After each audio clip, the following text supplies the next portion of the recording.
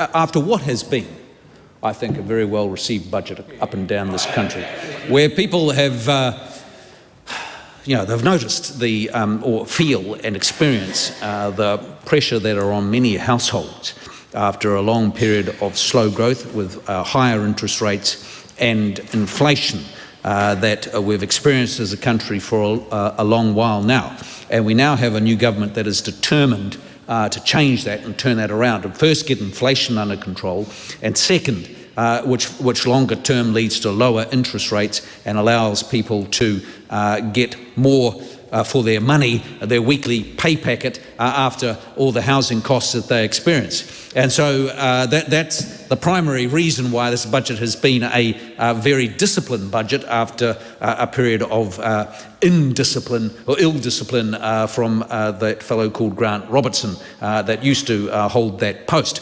And secondly, for the first time in 14 years, this government under Nicola Willis, with the leadership of Christopher Luxon and the rest of the coalition team, including my good friend and colleague Shane Jones sitting down the aisle there, is about offering the first tax relief in 14 years so that New Zealanders have more money in their pockets. And everybody has had adjustments for inflation, or a lot of people have had adjustments for inflation over the last few years, apart from taxpayers, and they've had to pay more and more. Now, Madam Speaker, I'm keen to talk about the investment in restoring law and order in this country that comes from this budget, because number one issue on the doorsteps was concern around the cost of living.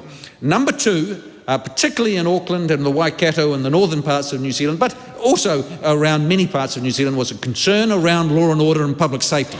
Because people want to feel safe in their communities, and they keep seeing ram raids, retail crime, violent crime increasing, police gangs intimidating the population, taking over towns, and they feel unsafe, and they're concerned about the safety of their community, and they want a firmer response.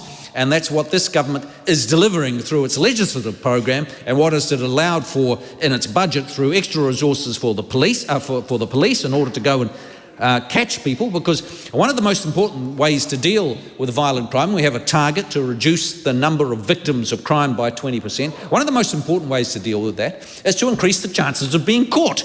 And secondly, once you're caught, being held to account. First part of that is about giving extra resources to the police to go out there, 500 extra police out on the streets, and making it more likely that people are going to be caught. Secondly, of course, and we heard the refrain time and time again when we visited the victims of crime, when we go to the dairies, when we go to the sports shops and the many other shops around, retailers around the place who have been the victims of violent crime, the number one message that we hear over and again is, well, there's just no consequences. These kids, they did it over, they caused $50,000 worth of damage to my shop, my insurance has gone up, I've been knocked about, we live in fear, we're feeling put upon, and we're working our guts out trying to just make a go of this country and make a living to look after our kids, and we're getting set upon time and time again by the same mob, and there's no consequences for them.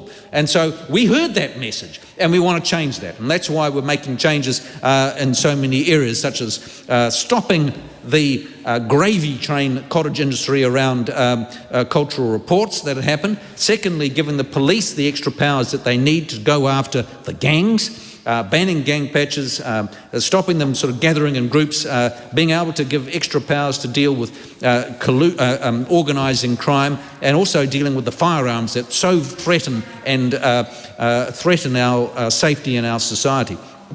Then we're going to bring back three strikes legislation. Now, one of the consequences of bringing three strikes is that it holds our worst repeat offenders in custody out of harm's way for longer. That's the purpose of it. That if you're a repeat serious offender who have had violent crimes over an extended period of time, we want you off the street so that you can create fewer victims. That's the purpose of it, and that's what we're going to do. And then secondly, we've got to deal with the youth crime situation that we've inherited. And even what was the name? Jacinda Ardern. Even Jacinda Ardern admitted that we need extra tools to deal with the repeat youth offenders, because it's blindingly obvious to everybody that there is a small group.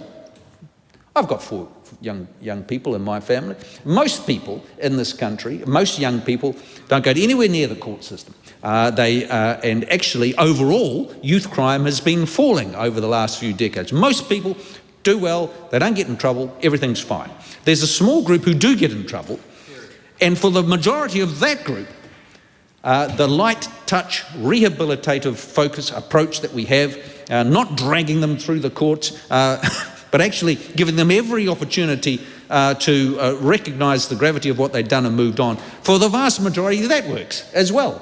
So the vast majority never go near the courts, and the vast majority of the ones that do go near the get into trouble, they do it once and they're never seen or heard of again. So the light touch system works. But there is a small group, Madam Speaker, where that doesn't work. And they are the serious repeat youth offenders who are doing the ram raids in our community, bringing in aggravated attacks with hammers and causing chaos in our retail space in particular. And that's the group where we need some different tools. And that's why we're introducing the young serious offender category, which dials up the consequences for them. And it may, instead of a pat on the head, and we'll see you again next weekend, it may be an ankle bracelet, or it might be juvenile facilities, because there has to be consequences for serious crime. And secondly, providing for some military academies. Again, a different approach, another tool that the judiciary can use. Now, people will say, oh, well, you're only interested in punitive reactions. Well, yes, a little bit of punitive reactions is required, but it is by no means, and nobody's ever suggested that's the only thing we're doing, because we're also focused on dealing with those long-term issues of crime. But you've got to do both. You can't do one or the other. You can't just focus on long-term issues and think that everything's going to be solved, because you've got to deal with the problem right here, right now, on our streets and in our shops, wielding the claw hammer and causing the damage. But long term, we've got to deal with the catastrophic rise in truancy that we've seen, and the fact that 3,000 kids are waking up in emergency accommodation. Those long-term housing, mental health and addiction issues we need to work on as well, and so that's what this government is certainly focused on. Thank you, Mr. Speaker. Madam.